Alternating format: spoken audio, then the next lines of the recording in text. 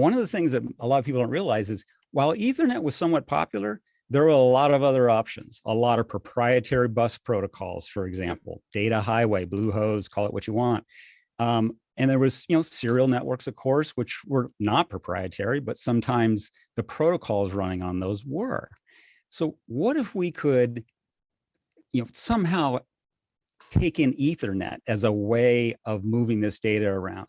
And in other words, instead of the physical medium and the protocol combined into one thing, what if we put everything on Ethernet? Then we'd have a standard copper physical interface and put other protocols on top of that and allow, again, the sharing of data.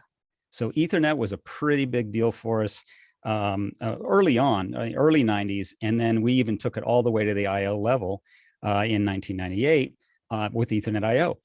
And Ethernet IO, 1998, what an interesting time. It was a time when basically the entire industry said to us, we don't know what you guys are smoking down there in California, but there's no chance that Ethernet will ever make it to the plant floor. And of course, we all know how that ended up. But Ethernet wasn't the panacea. Okay, it wasn't the keys to the kingdom. What rode on top of Ethernet was, and this is probably a hard thing to see on the graphic, but in short, it's TCP/IP.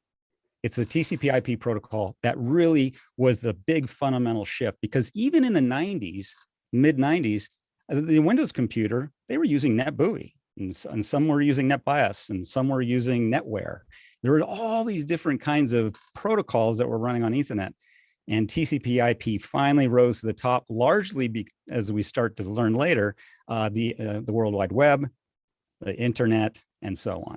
So TCP/IP became, in my opinion, the dial tone that would run over Ethernet or any supported physical medium.